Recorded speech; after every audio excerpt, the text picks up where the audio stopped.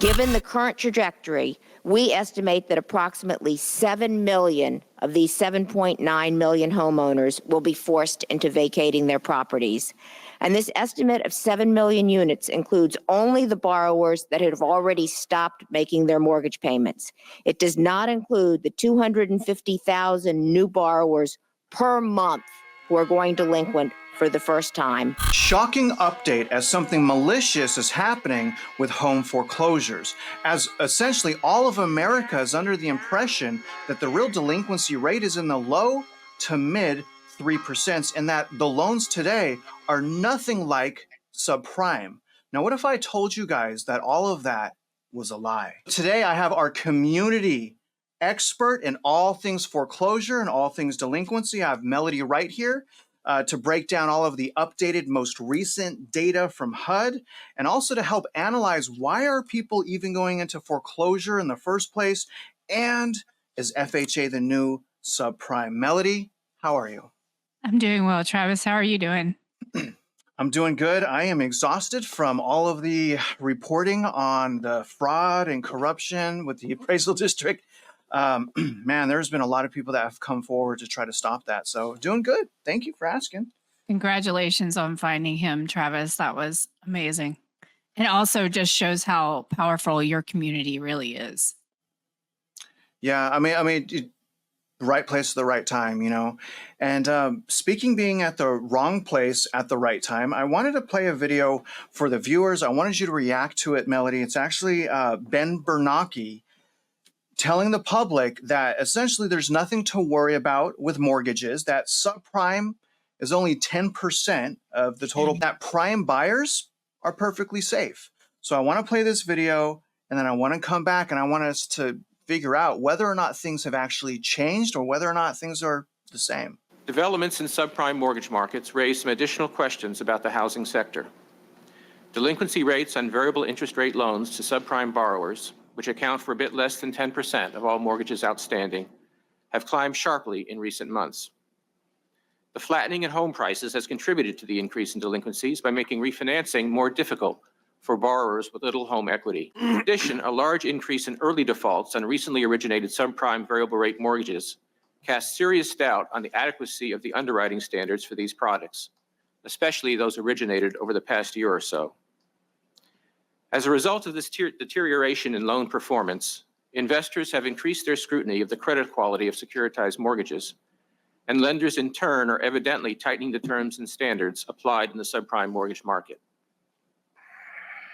Although the turmoil in the subprime mortgage market has created severe financial problems for many individuals and families, the implications of these developments for the housing market as a whole are less clear. The ongoing tightening of lending standards, although an appropriate market response, will reduce somewhat the effective demand for housing, and foreclosed properties will add to the inventories of unsold homes. At this juncture, however, the impact on the broader economy and financial markets of the problems in the subprime market seems likely to be contained. In particular, mortgages to prime borrowers and fixed-rate mortgages to all classes of borrowers continue to perform well, with low rates of delinquency.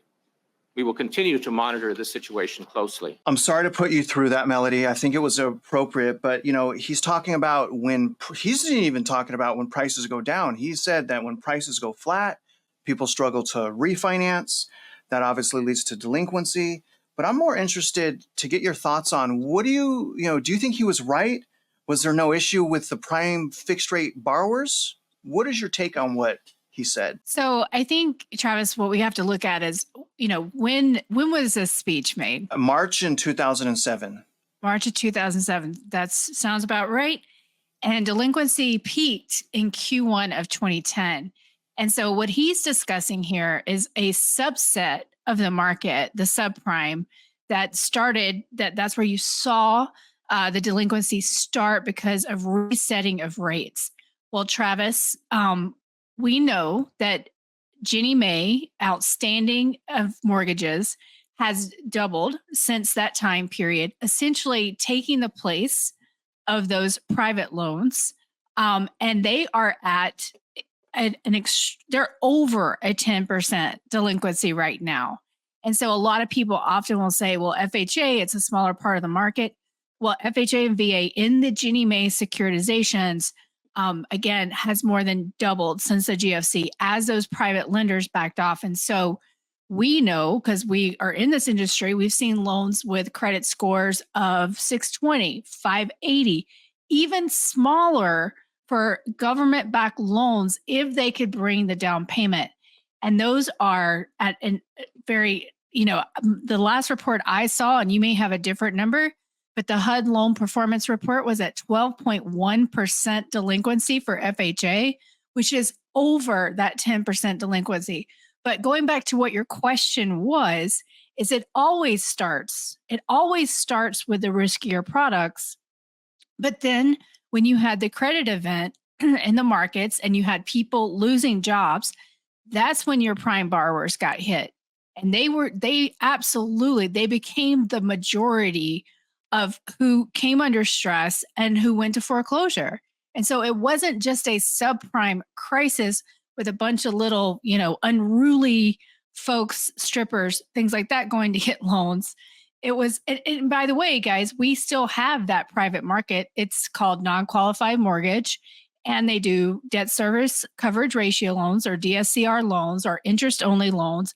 You can go out there today and look at any of these securitizations for non-QM, and you can see interest only, jumbo, stated income. They just call them bank statement loans now, but they're essentially Alt-A or stated income. And so it's tiny. It's about 5% of the market, but that is already as well. That's coming under stress. Very interestingly, just got some information yesterday that JP Morgan, they talked about the provision for lane loss when they did their earnings release, but when you go to their 10Q, their HELOCs are now over 6% delinquent. They didn't say a single thing about that in their earnings release. Melody, I think it's really important to kind of just hone in on a few things that you brought up. And for the people that want to kind of sum up the GFC to subprime, understand what he just said. Understand what we just said as well. Subprime was only 10% of the market.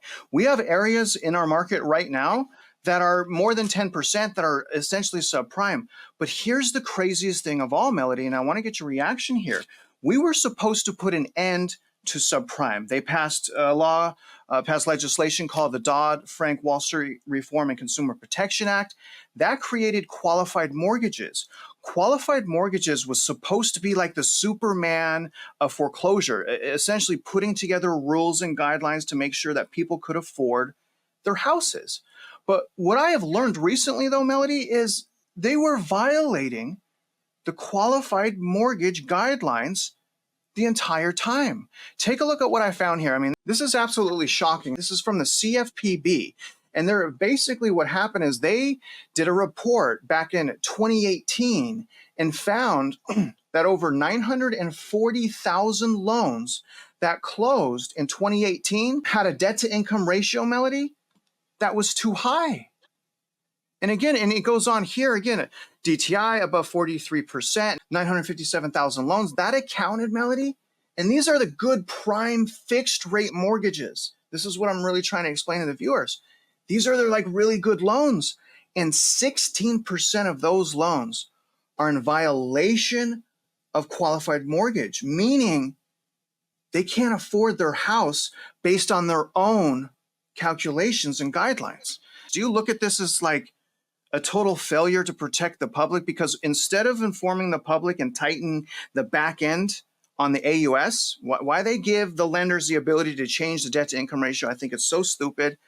But instead of changing that, they just changed the policy and allowed the lenders to continue lending at an elevated debt to income ratio. What do you think about that? Well, I think a lot of things about it, and let me just start personally. It is so upsetting because I spent a lot of my career trying to make sure that this never happened again, that we wouldn't have a bunch of homeowners in distress. And even if they don't go to foreclosure, guys, I saw what that did to the lives of so many people back then. And so I spent a large part of my career trying to make sure it didn't happen. What I realized is I was a useful idiot in a much bigger game, and that all that credit quality gospel singing was great. It was a way to get retribution from the industry. It was a way to make the public think that something had been done about the terrible circumstances that they found themselves in because people weren't underwriting properly. But if they had been serious about changing things, then a lot of people would have probably gone to jail. Most of the people that were in the industry didn't get in trouble. And so they just went off to different lenders and servicers and started doing the same thing. And they didn't, and stupid me went out during my career to all these places thinking that everybody wanted to follow the law and everybody wanted to get this right. But I pulled up while I was on a project in 2019, late 2018, I pulled up at an originator, and in front of this originator in Atlanta, there was a Porsche, a Lamborghini, all kinds of crazy cars. And I walk in there and just hearing them, I'm like, oh my gosh. And I could tell myself at that time it was a one-off, or, I just kept thinking this couldn't be happening elsewhere. But then as you moved forward during the COVID boom and you just saw just these interesting, basically automated underwriting system, it's a system. And like any system or any game, you can figure out how to play it. And I think so many people figured out how to manipulate it, and they were doing so using the automated underwriting programs of the government-sponsored enterprises, Fannie and Freddie, and getting approved. And so I think at that point, they couldn't say, well, whoopsie, you guys figured out how to use our systems. And by the way, we just want everybody to have a home. I mean, remember that moment in The Big Short when the guy's like, hey, they'll do anything. They just want a home. Yeah. Well, your government sat down and said, listen, they just want a home. And so why would we, and we see home prices are again accelerating. We're now out of the slump that we had been in for 10 years. Surely they'll be able to be able to repay these things, and they won't get in trouble because everything's fine now and home prices will continue to appreciate. And so it might have been very well intentioned, but what they have done actually is just rob consumers of their future purchasing power. And by the way, robbing our economy as well, and pulled forward so much demand that now we are going to have to pay for that in the years to come, honestly. I mean, I think we can now say, and it's taken a lot of research to get to this point, because I was like, no, it's not the same as subprime. I mean, qualified mortgages are an illusion of legitimacy. And obviously, by putting people in that situation, I mean, they're violating the law. I want to ask you, Melody, why do the lenders even have the ability to go over 43% debt to income ratio? Why do they have the ability? And then the other question, not only why do they have the ability to violate the law, why is Freddie and Fannie purchasing the loans? Because they need the juice.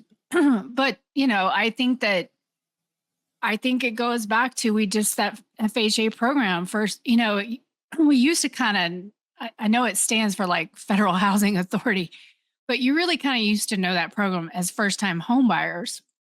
That thing has gone completely off the rails now. It's being used for investment loans. There's so much fraud. The Philly Fed did a paper about, the fact that using mortgage loans for investment did not stop after the GFC, which was what a lot of those subprimes were. They were investment properties. And they said it didn't stop. And by the way, when investors are using these programs for investment, there's a possibility or potential for 30% of them to be fraud. And that's the Philly Fed. That's not me. So, I just think that essentially these programs went off the rails. You can manipulate the front end DTI or the back end DTI, and you can get an approval through these systems. And so I don't think, I'm sure there were a lot of people that knew they weren't doing the right thing. But Travis, unfortunately, I think so many people just relied on those models and thinking, well, if they say approve, then what else do I need to do? I mean, but still, Melody, you would think they would still understand we just came out of the GFC, all of the banks failed, so don't put that option in the hands of the lenders. If you're going to give the lender control of automated underwriting, which is incredibly powerful, turn off the freaking ability to go above 43%. Why? I don't it's just, Well, 43%, you go on the FDIC's website today and it says most lenders will not lend at over a 28 to 30% DTI. That's false. Yeah, and so it's like everyone knows, everything in lived experience knows that if you ever make that mortgage payment more than 30% or your rent payment or anything, that's going to put the consumer in distress. So, the problem is it's so complicated. Everybody wants to think that there's good guys and bad guys. It's just not that simple. But honestly, what happened is an industry where they didn't invest in technology because there were big monopolies that shut that competition down. And so because the servicers and originators were paying so much for the systems that they had to use, they had to try and Henry Ford credit. And what I mean by that is like assembly line credit decisions. Well, humans are very complicated and messy. You cannot do that. And you really have to look and you have to spend time. But what did they do during COVID? They were short resources. A lot of people had gotten out of the origination game because it had dried up so much. So they started training like 20-year-olds, 21-year-olds, 22 who had no experience of what had happened before. And then you get everybody excited and they think we're all getting rich and the world has changed and we're going to all get fair wages now. I mean, I remember in 21 thinking, oh, finally, we're going to get, gains in wages again. Finally, the laborer is going to be, have a say again. I remember actually thinking that myself. But what I didn't understand was that I was just part of this kind of mass hysteria that really wasn't based in reality. The problem, Melody, as well, is a lot of the data that we use as professionals to figure out what's going on is also not based in reality. And that brings me to my next thing. I mean, I'm just going to use the word cover up. It appears that, leading data providers are covering up the reality of the delinquency. So when people are like, oh, you guys have been talking about this for blah, blah, blah, nothing has changed. Well, the problem is that the data that those bulls are using is manipulated, it's covered up. So their own premise is built on covered up information.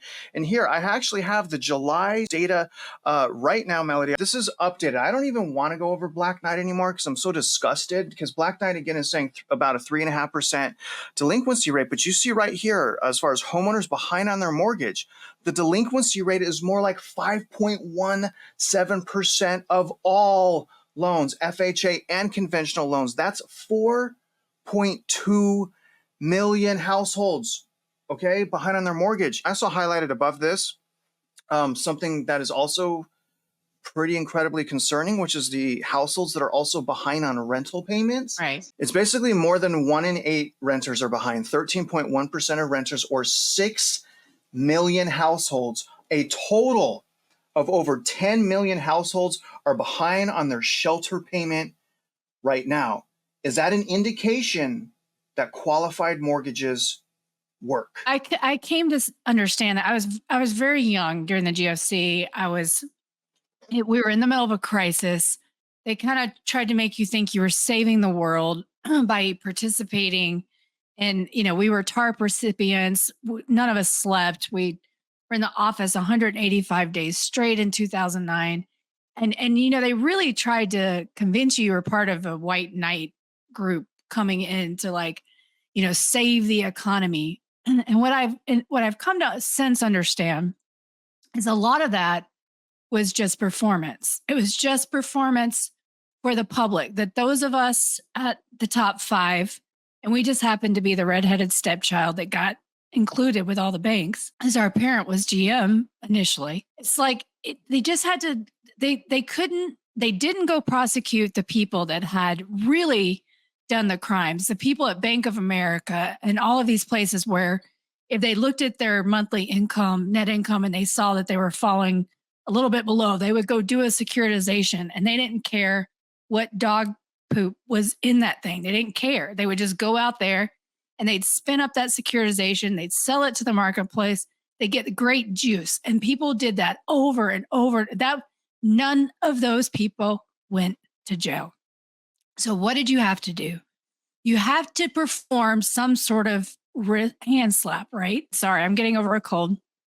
But you had to perform something. And so what do? They go after the servicers who were starved. And part of these big organizations, don't get me wrong, part of the organizations that had done some of this really cruddy lending, and they went after them there instead. And they made them go through all this dog and pony show about, standards around servicing. But in reality, it was all a distraction from the fact that government was moving in and taking this from the banks and essentially, moving it out to the non-banks where actually they could just recreate and do the same thing over again. And so I think that a lot of this was just performance, Travis, and it was performance to get us to shut up. It was a performance to quell what was happening on Occupy Wall Street and to kind of tell us, hey, public, we're going to take care of it. In reality, they did absolutely zero. They actually did less than zero because a lot of people, I think before this part of the cycle or this news cycle, thought, if you give something to government, they're gonna be more conservative. They're gonna take care of it. In reality, they got just as addicted to that gain on sale that the banks did, if not more. And honestly, the reality is like, if we want to know whether or not the qualified mortgage protection, consumer protection works, all we have to do is ask, well, why are people going into foreclosure in the first place? And you want to see something really cool, Melody? I have that data. You want to go over it? Sure, let's do it. I love this data. What we're looking at here is the new 90-day delinquencies and the reason for those delinquencies. Now, I highlighted Q1 of 2021 because that's around when that law, the 43% debt to income ratio, was removed from policy. And I want you guys to pay attention to this next part. When I highlight the Q2 of 2024, 27.23% of the delinquencies were a result of a reduction of income. Look at what it was in 2021, only 5%. And look at the unemployment. 11% was unemployment. Back in 2021, it was only 2%. But also, you guys, what I'm also trying to explain is 2021 is tainted because look at most of the delinquencies in 2021 was from a national emergency. I wonder what that is. Maybe COVID, maybe lockdowns. Whereas right now it's only 13%. So when we go over this, really what we see here, and also something horrible is marital difficulties has gone up 4 to 5 times the amount it was in 2021. So from 0.38% to 2.27%. So what we're seeing here is we're seeing the unaffordability cripple families. But this is just one thing I want to show you. Look at this, Melody. And again, the premise is like the guidelines are better now. Okay, first of all, like you said, you nailed it. FHA mortgages for purchases, 12.17% delinquency. But when we actually break down that delinquency into credit scores, look at where the delinquency lies. Okay, so credit scores between 620 and 659, a lot of people consider that decent credit. The delinquency rate is 15.4%. That's crazy. And for the next tier down, which is 580 to 619, the delinquency rate is 19.63%. So, again, how is this different than subprime? And it gets worse. When I analyze the actual down payment, so we got the FICO score issue, but we also have the no skin in the game issue. We always used to say if you don't have skin in the game or using a down payment assistance program, it has the highest rate of foreclosure. Now, look at this, Melody. When you're using some type of down payment assistant, your delinquency rate is around 15%.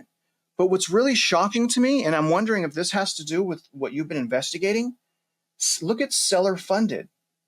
Okay, seller funded down payment assistance has a delinquency rate of 19.66%. Melody, what do you think about these stats? And do you see that last stat as a potential sub-2 situation? These stats are very upsetting to me. Travis, I think, we both have shared our personal stories. My family lost our home to foreclosure when I was 9. My parents got divorced, a lot of things ensued that changed my life or changed the trajectory. It really upsets me to see, young families in this situation again, and it impacting, marital situation. But I think it's shocking but it's also evidence of exactly what we're talking about. And, those in power have to be seeing these increases and understand this relationship, and I think it's very interesting that down payment assistance number as well. I have a feeling that's actually going to go higher. And I have not reviewed that schedule. Seller finance, I don't think that necessarily is seller financing, but I'd have to look into that more, Travis. Sorry. Yeah, seller funded. I mean, why is seller funded? Yeah, seller funded for down payment has a 20% delinquency rate. I mean, that's a little bit suspicious. But Melody, I do you think that's right? Well, okay. So here's what I think could be happening, Travis. So, and you know how I am. If I don't have the data, I hate saying anything. I know you know that about me. But what could be happening is in the seller financing, right? We know that FHA was being used for investment loans. They would say it's owner occupied, but they would go buy one of these properties to do short term rental. And then we know that there were a lot of these buy, rehab, refinance. You could have had sort of rings of these people that were providing financing to other parties. And it looked like it was coming from themselves, right? But in reality, it could have been a family member that gave it to you to make it look like it came from you, to keep this whole cycle of financing properties for investment.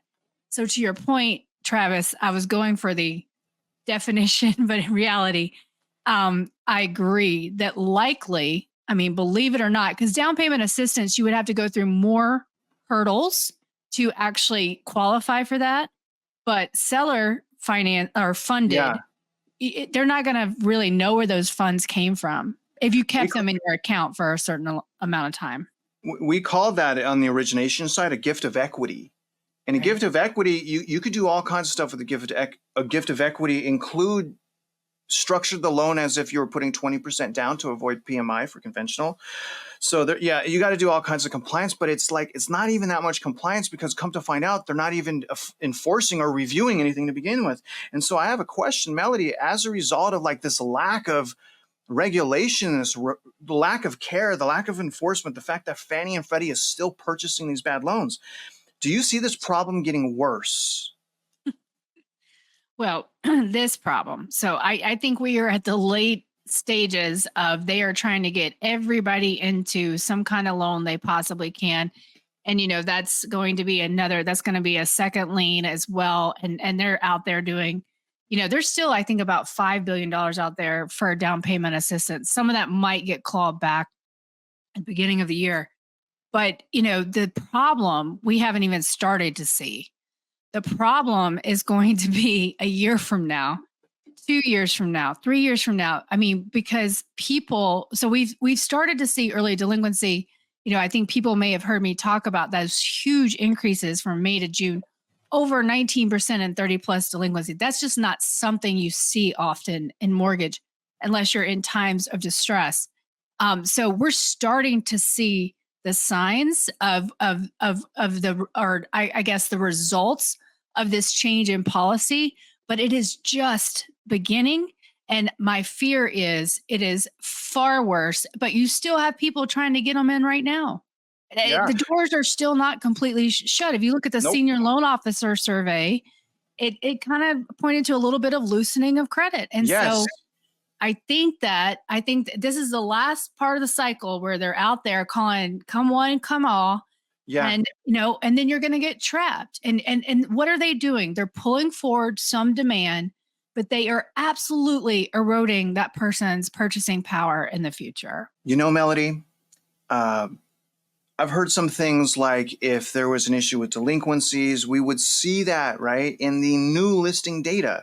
And so I want to pull up new listing data just real quick, just to kind of guesstimate what, things could potentially be. It may be seasonality. But we had maybe seasonality, but we actually had a massive increase. And you see that uptick right there, where I don't know. I mean, there's two blue lines. I don't know why they do that, but whatever. But you see that massive uptick right there. Now, couple things, just to rule out is, number one, that could be golden handcuff effect, right? Could be sellers coming off the sideline because interest rates came down. And it also could be seasonality because for some reason around this time of year, if you go back to 2023, there's a slight uptick. And if you go back to 2021, there's a slight uptick the week prior. Obviously, 2022 was straight down.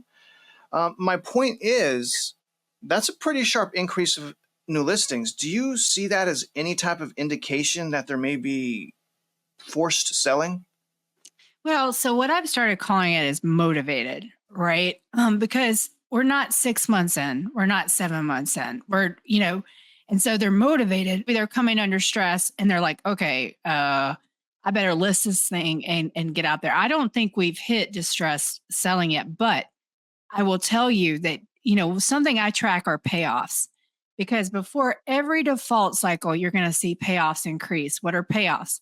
Payoffs are when they do list that property and they go find a buyer, and then they can pay off that loan. Now, of course, payoffs happen when you pay off the loan, just normal, but we've just had a huge surge in origination. A lot of them are newly originated loans. And so we saw increases in payoffs in April and May.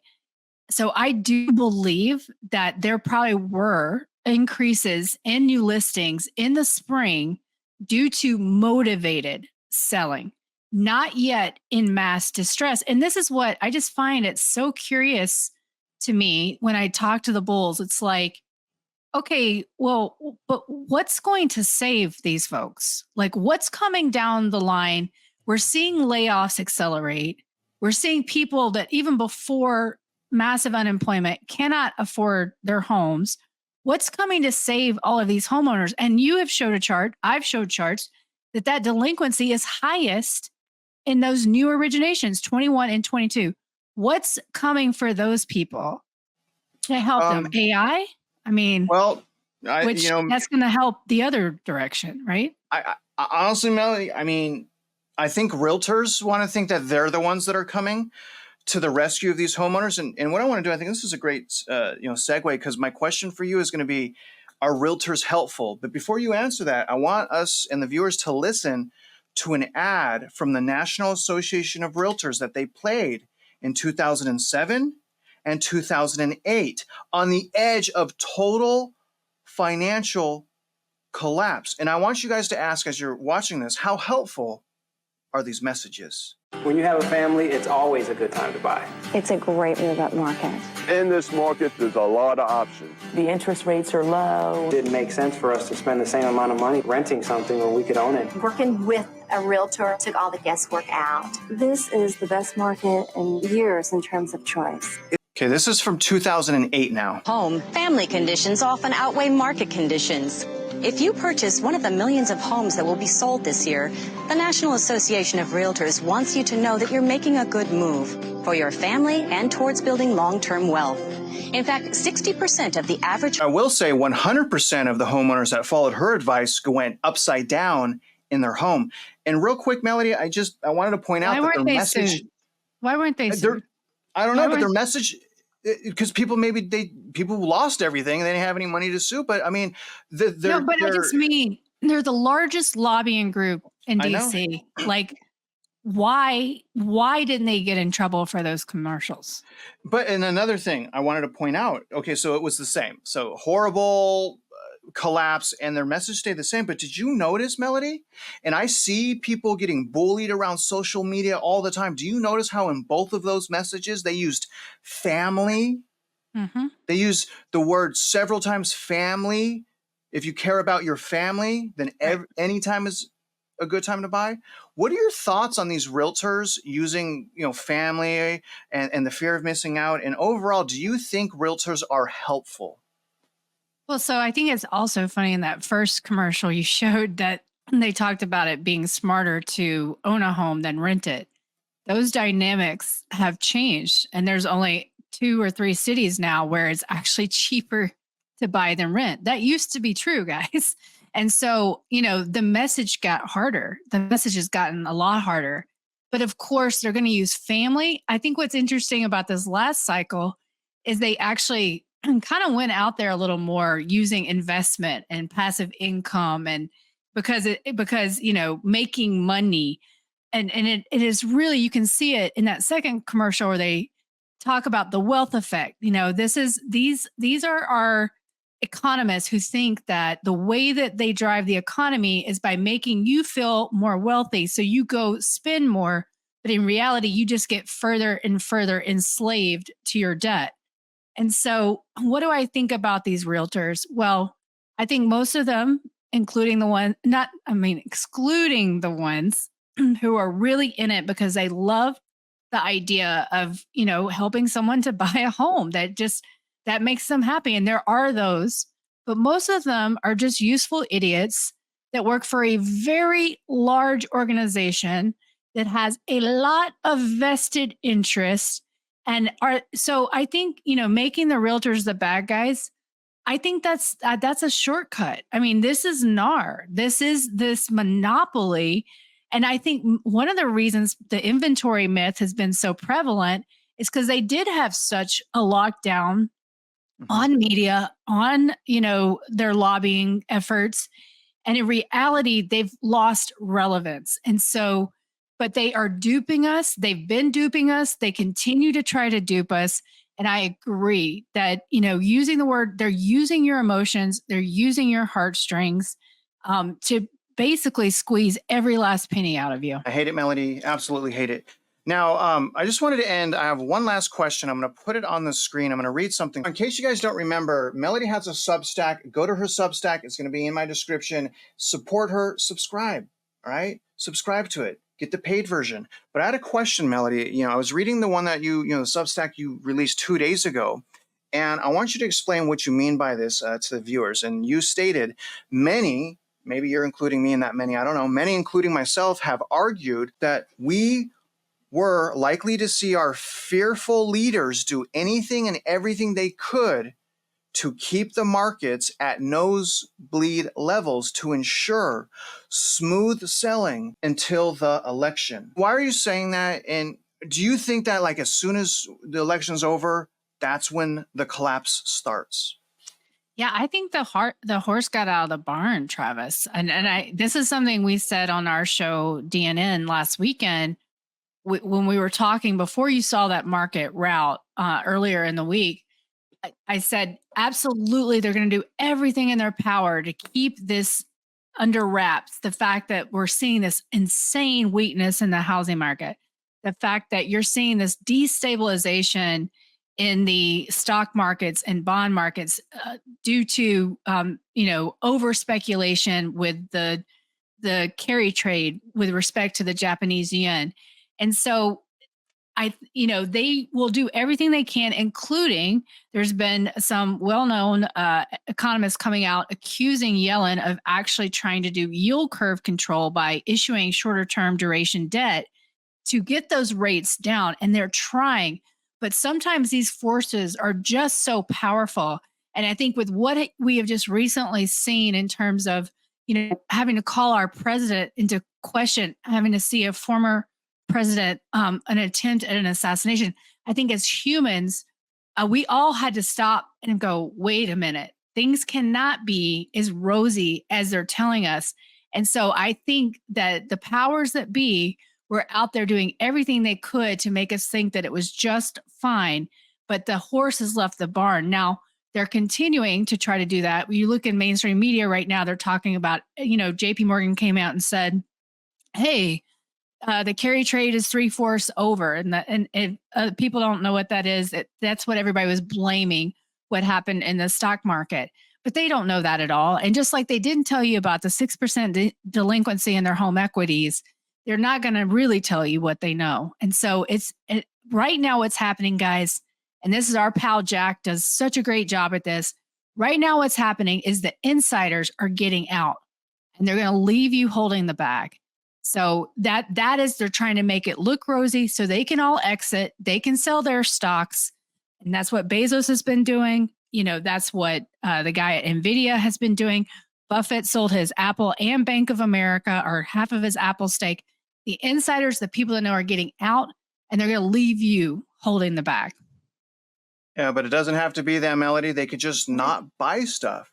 Now, we'll go ahead and end this right now, Melody. To the viewers, comment below, hit like, let Melody and I know what you gained from this. Again, support her. Go to her Substack. She has a YouTube channel as well. She is our community expert for foreclosures and defaults. And Melody, I really appreciate you being here. And to the viewers, if you guys are out there investing in real estate, you guys already know we wish you luck and we hope you win.